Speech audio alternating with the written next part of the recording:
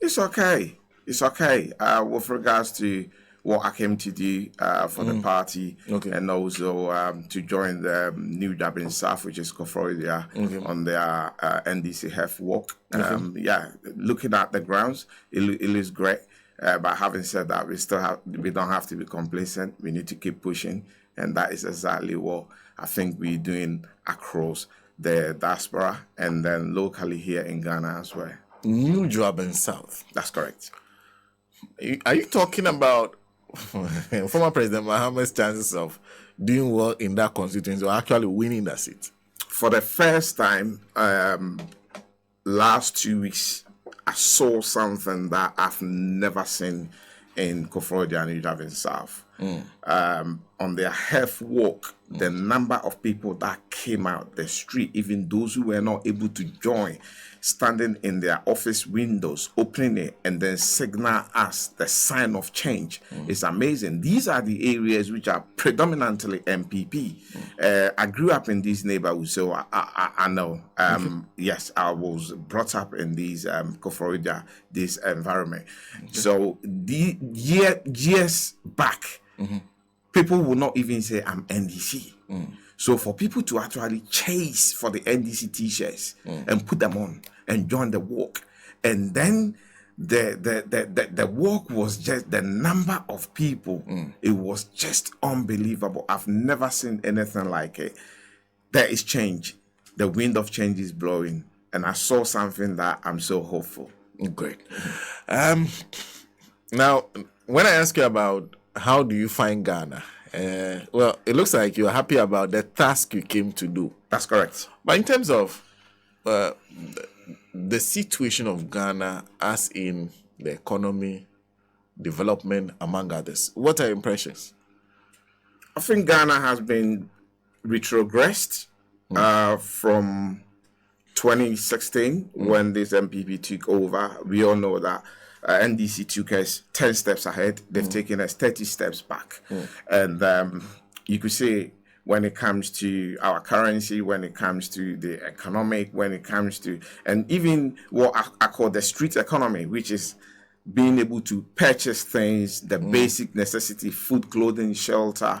I was driving down this morning and I said to myself, so do these people drive on these roads to see these young Ghanaian children on our streets every morning, and for amount of money that goes to waste, that just disappear from our system? So looking at it from that perspective, Ghana is hemorrhaging. That is the word I was looking for, hemorrhaging.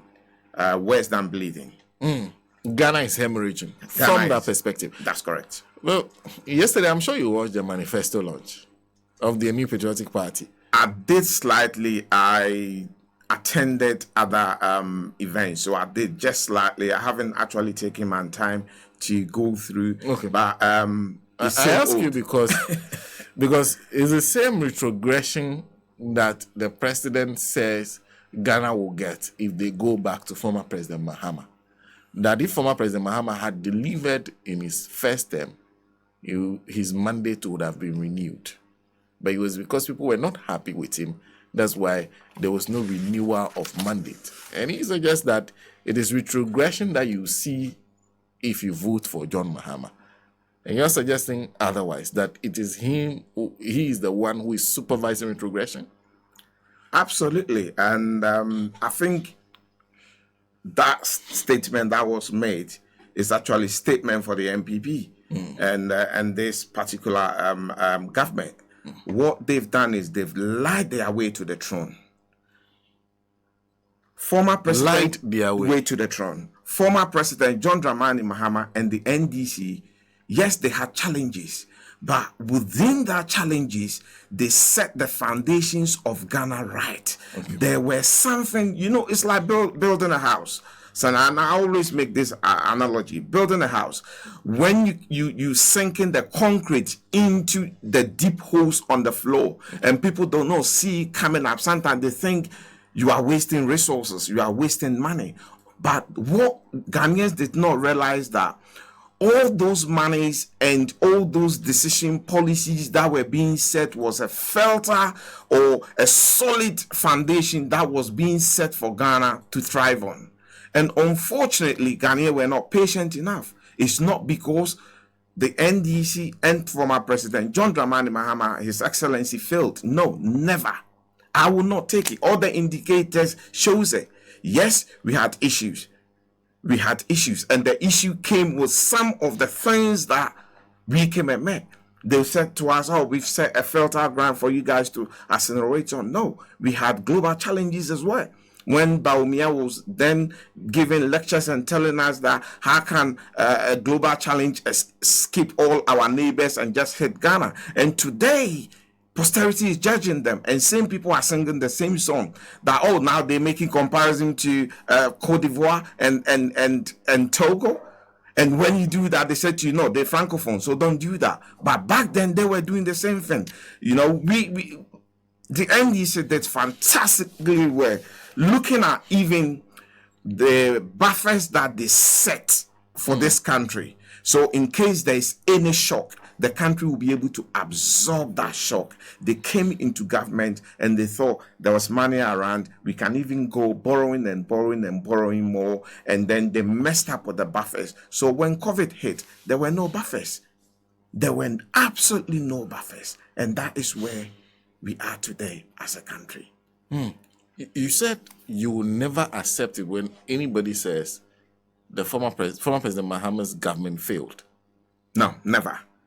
Never. If you look at a government that, yes, we went to IMF. When we went to IMF because we had taken on single spine, which was serious amount of money, and we were not able to cope. At the same time, if Ghanaians could remember, the prices of commodity of oil dropped in the world market. Okay. And then our production also slammed from the only one oil well that we had at that time. And that was our source of revenue. So our projected revenue was badly dented.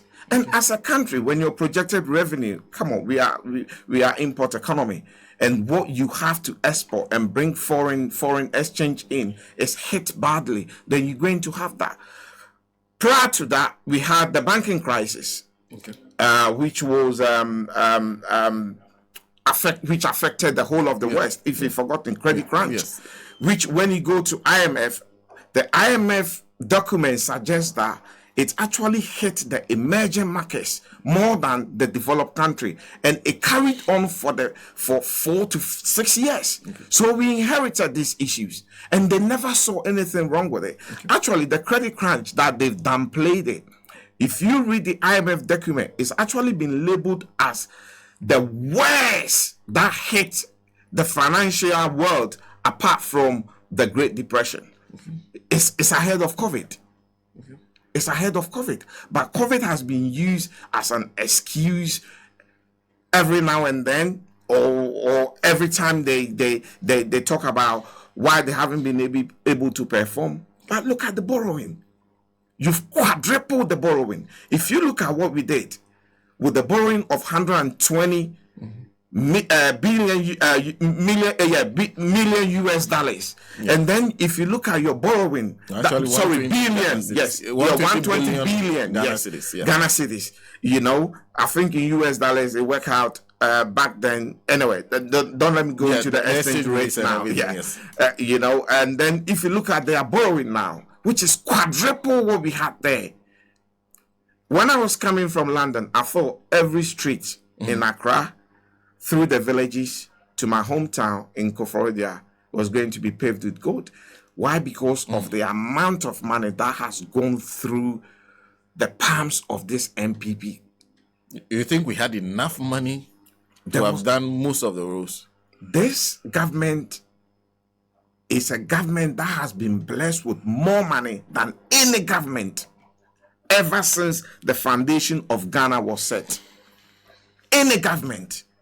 They had COVID funds coming in from World Bank. They had money coming from European Union. In addition to that, the borrowing that they did. We shouldn't forget, Sana, I always say this. Economics, this is how it works. It's like going to the farm. If you go to the farm, you clear your land, you need to put something on the ground for something to grow. So when they came into power, the NDC had already sown something in 2015.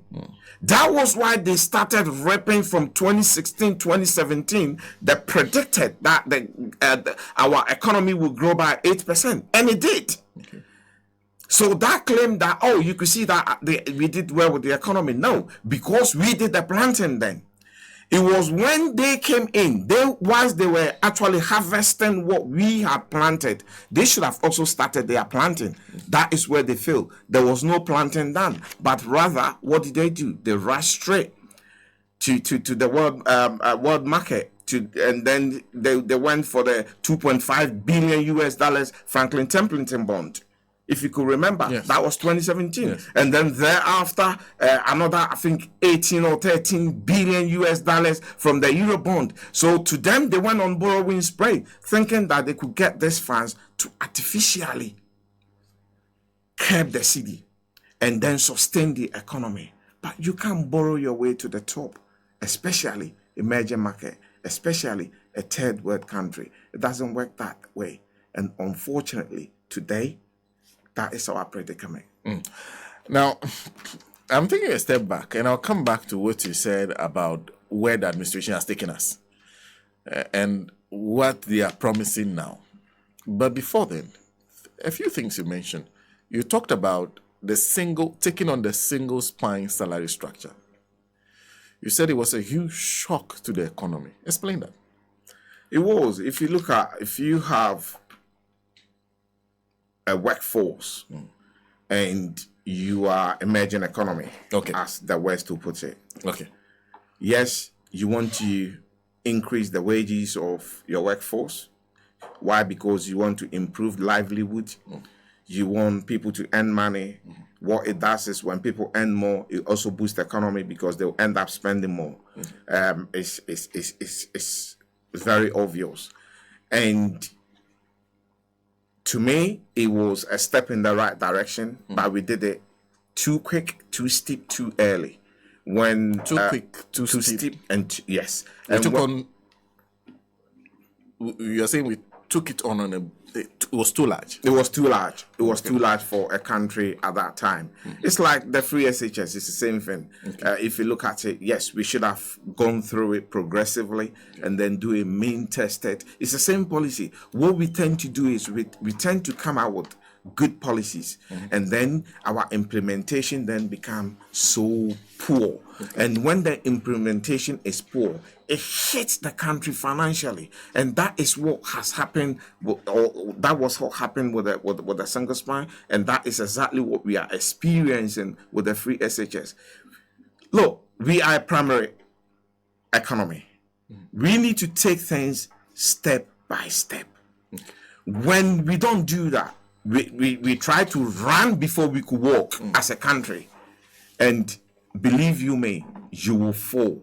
You will find yourself on the floor all the time, and that is where this country finds itself on the floor every single time. Either going to IMF, then the IMF have to manage things for you, or whether it's restructuring of finances. It's an issue. So we stuck between the rock and the half surface, and there is no progress. It's stagnant.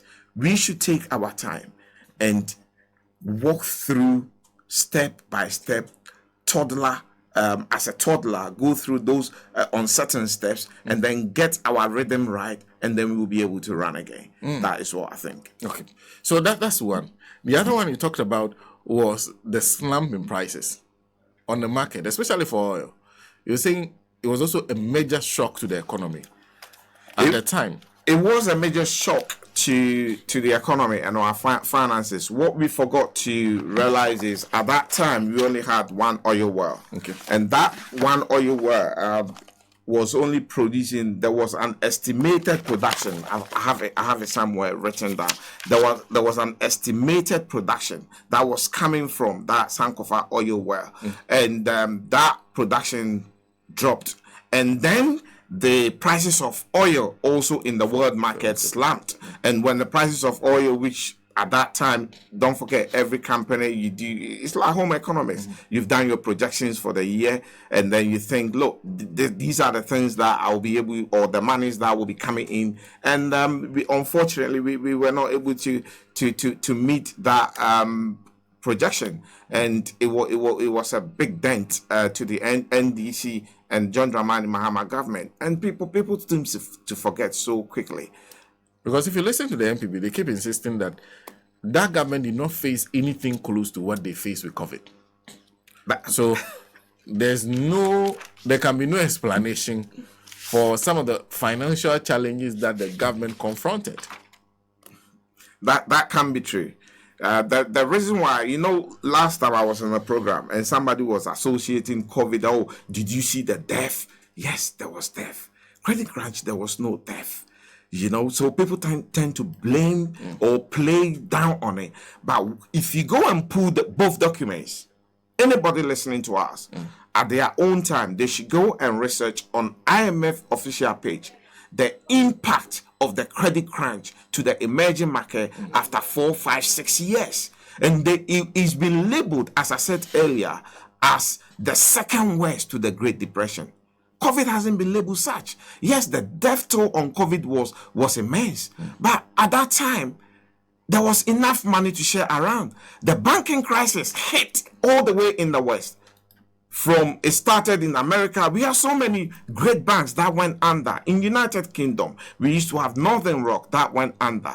The government have to step in to take a Royal Bank of Scotland with taxpayer shares, and run it for over 6 years, 7 years, to ensure that the bank gets on its feet. Some of the bigger banks were then advised, or they were encouraged to take over the smaller banks. Why? Because all our mortgages and things were tied into this bank. That was how bad it was. So sometimes when I sit there and I hear some of these things, seriously, it makes me laugh. But people have to take their time, go through the data, look at the impact of that credit crunch after the 5, 6 years on the emerging market. Compare it to COVID. COVID did no damage. COVID actually did damage when it comes to human life. That was what it did. But the financial impact and the economic impact was very short-lived. And thereafter, things go open up again. They also talk about supply chain problems, where you talk about the fact that we are an import economy, we depend largely on the West. The fact that the cost of shipping even became various. To get a ship to move goods into your country became quite an issue. So we're virtually importing the inflation that the West was seeing then into this country. Is that not a challenge that they can go back to? That was a challenge, but it wasn't a challenge that should have put us in the dip that we got in. Now they say, oh, we're turning the corner. They keep saying that, but we still don't see through the corner. That has been going on for the past 2 years, turning the corner. And it's like watching a children's movie, and then you ask them, are we there yet? Are we there yet? Because you keep hearing turning the corner, but I can't really see around the corner. And my question is, as you just said, yes, we are import economy. There was inflation on fleet charges and what have you. But that inflation should not hit us that badly look, they know what happened. If before COVID, the warnings were there. Okay. Before COVID, people can go and check the data. We had already been warned by World Bank, by the IMF, telling us that, look, our economy is slowing down. We overborrowing. The warning signs were there. They were being told, and they never listened.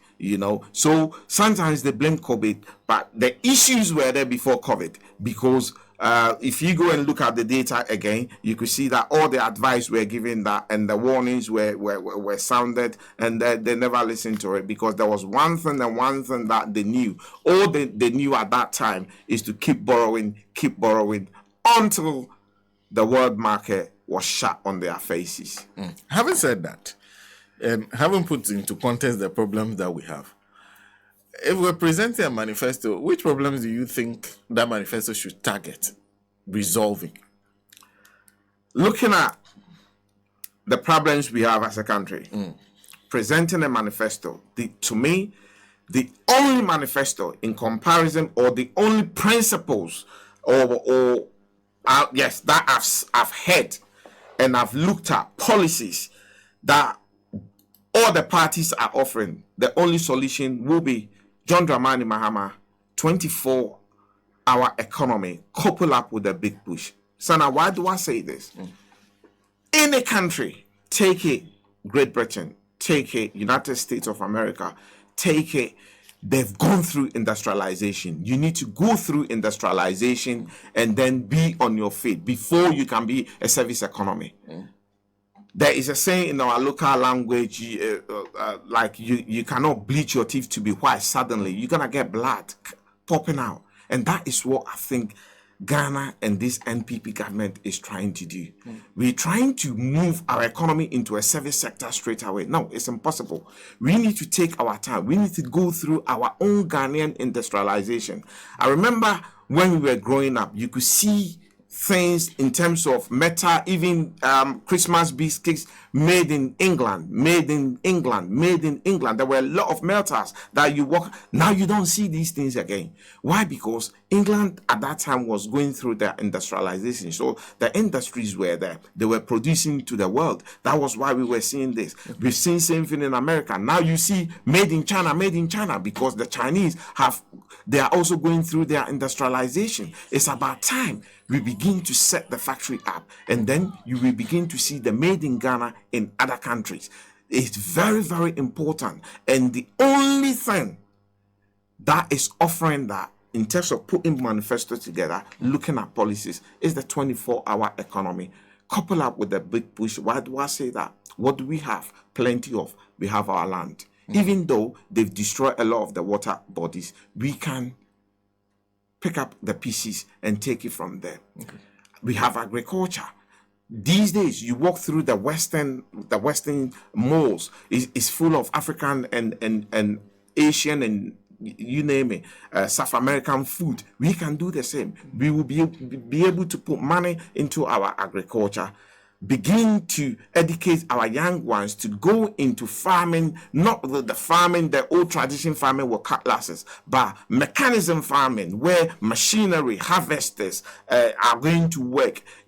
Farming that you have acres and acres of land. A farmhouse is built on there that workers live and you enjoy. And then the proceed of this, first of all, is to target the home consumption. Why do we say that? Because it will stop the import.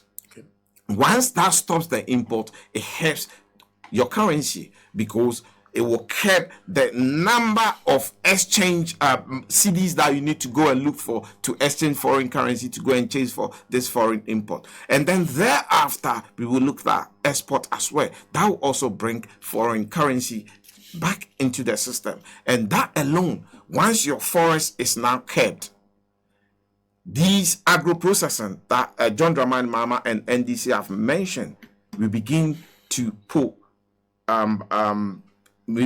put value to some of our raw materials before exporting them. Tomatoes, they go to waste, then they are bad. It's not going to go to waste anymore. We could do tomato paste, we could do some of these things, and then we begin to export them. These are all some of the waste that we can turn into money in this country. And it's John Dramani Mahama and the NDC who have really seen this. Through the 24-hour economy. Through the 24-hour economy, couple up with the big push. The big push. Explain how the big push comes in, because I understand where you're talking about building an industrial base on what we have currently. What about the big push? Okay. You did ask. I will take the 24-hour economy part, and then I will then explain the big push part as well. Okay. The 24-hour economy, although we are actually going to put a lot of money into farming to ensure that mechanical farming starts in a large scale in Ghana, as I did explain earlier, for home consumption and for export. Okay. The 24-hour economy, we are also going to have a look at other sectors, private sectors, look at industries, even within government sector, companies or areas that can work around the clock. This is what we do in the West. This is what we do in the West. And things like passport office was mentioned, the DVLA was mentioned, and these are areas that we can work around the clock and ensure that we have people doing 3 shifts. He also did mention in that policy that, look, with regards to the private sector, if you're in an industry and your production is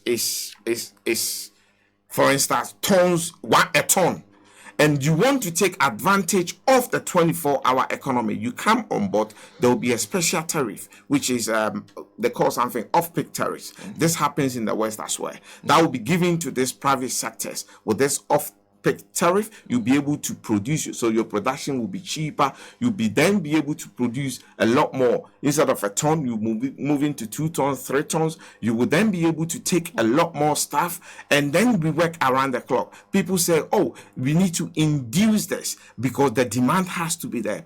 But what people don't realize is the demand is there. Why? Because we take same money to other foreign countries, and we go and buy same goods and bring them over. So the demand is there. But as soon as we start the home production, to curb that, the government will look at maybe tax incentives, VAT reduced, or certain products VAT is taken off. It then becomes very competitive, very cheaper than the foreign product. Ghanaians will begin to buy these products. Once they begin to buy these products, Ghanaians are working around the clock, and our unemployment is resolved within the 24-hour economy as well. Why? Because companies will be able to recruit more. What then happens, Senna? Every single Ghanaians will have money in their pocket. That is where the inducement start. You know, trickle down economy. If I'm an entrepreneur, I have so much money, my demands are high, I employ more, I pay my workers well, my workers earn, and then they begin to enjoy lifestyle. They will come to a point, services like ironing, services like gardening, they employ people to take care. So that is the trickle down economy. The money is flowing from the top all the way to the down. And then once Ghanaians begin to have a lot more money in their pockets as well, the beauty is their demands goes up. They begin to patronize the shops more, as we do in the West. The shops will then open longer. Why? Because every now and then people will walk in, depending on their time and the space they have during their day, and they're shopping. That is where the inducement comes. But we cannot straight away induce it. Yes, there are certain things that is going to happen to start it, but the inducement will come when we get to that stage. Also, you did mention about the big push. The big push, as John Dramani Mahama has mentioned, is going to put 10 billion Ghana cedis into this agriculture when it comes to either maintenance of agriculture tools, acquiring of agriculture tools, farm industries, farm centers, and what have you. He's asked smaller people come together, form a cooperative, go and set up, get it registered. Once it's registered, you go to register general, you register, you come, government will be able to put some money into it. So that is where that money, the big push, is coming from. That money is going to go into these machineries that will be acquired by individuals, whether it's an agro processing company, or whether it's a farmer looking for a harvester or a planter or a tractor to do their work. That is where the money will be pushing in. And when that money comes in, what is happening is going to push our farming straight up there. Our agriculture, which one professor called it the green gold, is gonna go up high. And look, on the basic necessity, we all know they mention food first. You will eat before you think of clothes. You eat before you think of shelter.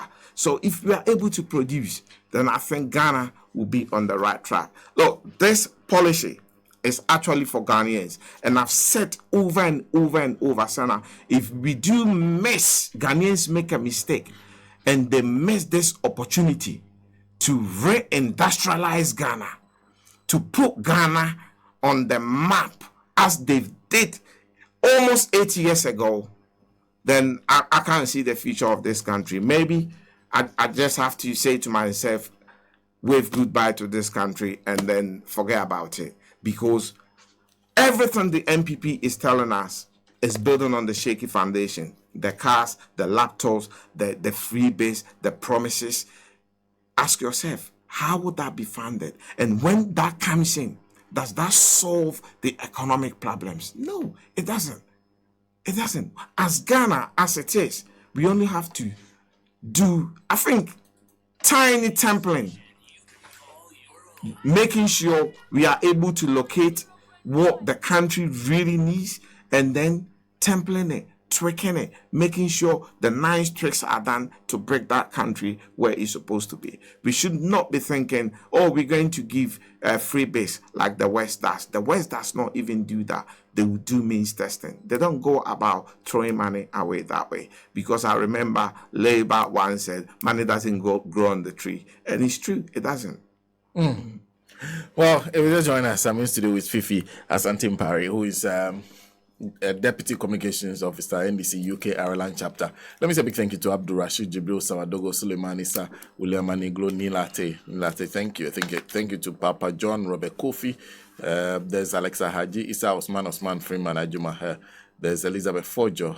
Big thank you to Elizabeth Fojo. Abiu Mandela, Francado Yauche, Grabgo, Amina Ismail. There's Ose Bonsu, Famahita, Dida Juke. Good morning to you. Very good morning to you. FIIFI, FIIFI himself. I see that there's a lot of sharers. Your boss is also sharing the feed on Facebook. Good morning to your boss, Nene Banflo. They are all sharing the feed on Facebook. A big thank you to all of you. But let me remind you that Hisense is best known for your electronic appliance needs such as television, refrigerator, chest freezer, and air conditioners. But did you know? We have laser television, gas cookers, washing machine, smartphone, sound system, water dispenser, microwave, blender, rice cooker, kettle, iron, air fryer, just to name a few. As one of the best electronic companies in Ghana, Hisense stand by its products and offer up to 5 years manufacturer defects warranty with Hisense showrooms across Ghana. Visit any of our showrooms around Accra, also in Tema, Kumasi, Takrady, Takwa, Mankasim, Obuasi, Sunyani, Techiman, Tamale, Hohwe, Koforidua to purchase any Hisense products at the best price on the market. Hisense is best for quality, best for durability, best for energy efficiency, best for affordability, best for style, and best for energy. For further inquiries, call Hisense on 0302 550000 or visit the Hisense website, hisense.com.gh. Also, don't forget to follow Hisense on Facebook, Instagram, Twitter, and YouTube. Hisense gives you everyday prices for you, the everyday person. Well, let me return to the matter of the MPP manifesto. Now, have you seen perhaps highlights of what they are promising to do and what your impressions are? It's pathetic. Very sad. Very pathetic. As I said earlier, Senna, MPP are taking Ghanaians for fools. And I'm happy Ghanaians have woken up to it, and now they're smelling the coffee. There was a book that I read not long ago entitled The Black Box Thinking. Black Box Thinking. Okay. And I believe that is what, waking up to the coffee, that is what Ghanaians have done now.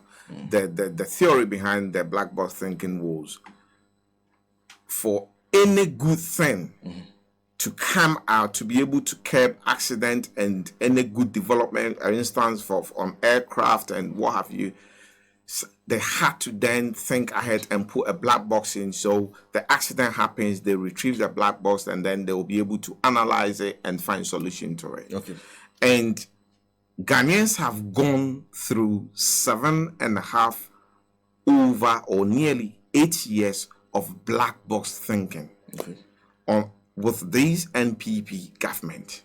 They've shown us how we should never, ever, ever make a mistake by electing a leader who stand on a podium and promise us heaven and earth and deliver nothing.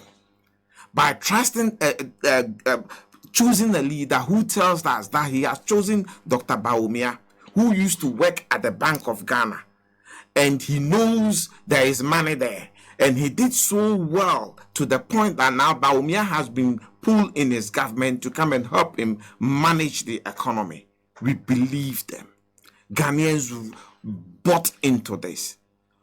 Bawumia then stood on the same podium to tell Ghanaians, I used to work at the Bank of Ghana and I know there is money in Ghana. Really?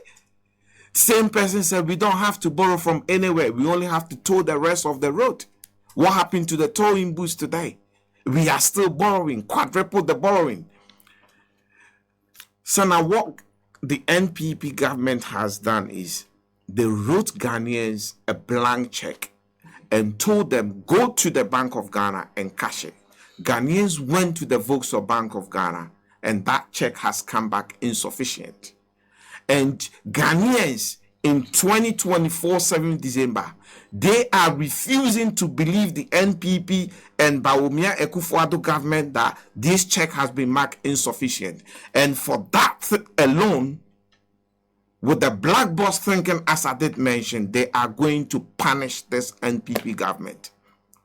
Ghanaians will go out in their numbers and vote against this government. And every Ghanaian who is listening to me this morning, if you do not make that decision to vote against this NPP crop of government, then you are in trouble. Because a government that actually came into power and they have scripted how they will rule, how they will take over, state capture. Was it 2 weeks ago, 3 weeks ago? President Akufo-Addo said a Japadia document is fantasy. Really? If it is a fantasy, then I'm looking for the author is a prophet, because there's been more fulfillment in the Japadia document, and pastors to pardon my word this morning, than the Holy Bible, than the Holy Scriptures, because everything in the Japadia document, almost everything has come into play. How could something be fantasy by opposition? Meanwhile, the incumbent government is doing it. It just doesn't work. It doesn't sit. These are some of the things they think Ghanaians, they can just say for Ghanaians to buy into it. Look, going back down to the manifesto, there is nothing in there. There is nothing that is going to telling Ghanaians how they will resurrect the economy where they've put Ghana. There is nothing even to tell us how the borrowing will be repaid. Are they not the same people who told us, or they've forgotten, that Ghana have to come back or come out from the Godesberg economy? President Akufo-Addo himself. And he thinks that is the way out? No, it's not the way out. There is, look, the freebies doesn't work anymore. And if Ghanaians know anything better, they should realize that, as I said earlier, a primary economy, an emerging economy, you cannot keep throwing freebies. Not even the developed economy do this. They don't do this. Everything is means tested. You are scrutinized for every pound that will be invested into you as a citizen or as a child in those countries. Why?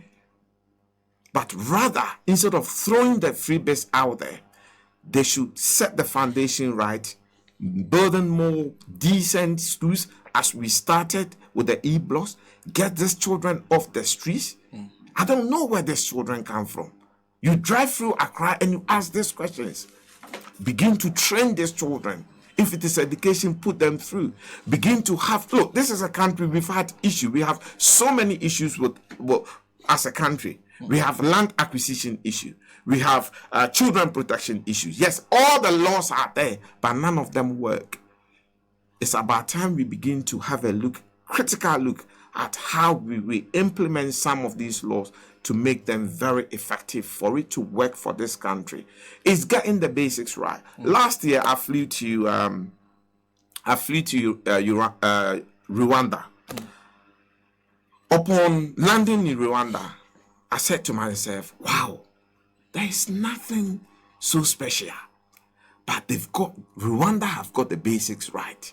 Rwanda airport is it's not even bigger than the new Kumasi airport. But you know, on the tarmac, they do not even have aprons and what have you, but rather you still have the old-fashioned tracks that will come and then you descend down. But what did I see? On that tarmac, I saw more than 10 Airbuses, Boeings sitting there owned by Rwandans. Even if they've hired them, if they've been renter, they're using them, they're working. They've got the fundamentals right. And when you are in the West, some of these teams, Fulham and Co., you see visit Rwanda. Tourism is working. So in the West, you see Rwanda up there promoting tourism. I've never seen Ghana, even locally, promoting tourism. We can even start it locally, promoting our tourism, and then go internationally, start to promote it as well. It's not happening. Rwanda is doing something right. They've got their sanitation right. They've got the discipline right. And once you begin to get sanitation, discipline, and the foundations right, the mindset of the citizenry also begins to change. Why? Because the environment changes our mindset. And then we will get the right people, right education, and the right workforce. It's very, very important that we do that. There are many at times, even this MPP government have said it themselves, that, Ghanaians don't have employability skills. And Nigerian will say, now who cause them? It's as simple as that. Now who cause them? It's the same government policies, chopping and changing. So how will we have the right requisite skill to go in after university to go and work? They are lacking employability skills because you think going through free SHS is the answer, forgetting that environment also plays a very important role. These are some of our issues. Oh, okay. Mm-hmm. Well, our time is up. It was nice having you in the studio. Thank you. Yes, thank you. And I wish you a safe journey back. Thank you very much, and I've really enjoyed being here. Definitely, we every time we are in Accra, or in Ghana, we will let you know, and we'll keep visiting. Great, nice to have seen you. Okay, so that's okay. There's a message. Chief Malik says I should say hi to you. Oh, yeah, and also, Alhaji Osman is impressed listening to you. Thank you, FIIFI. Yeah, FIIFI. ASANTE-MPAREY. I hope I got that name. Anyway, you got it right. It's a mouthful. Yes, it's a mouthful. I get it. Yes, you've got it spot on. Thank you as well. It's been pleasure being here, and I believe that it's been a great show as well. Listeners have really enjoyed it. Thank you. He is Deputy Communications Officer, NDC UK Ireland chapter. Join us this morning. Good morning to Samuel Josu says.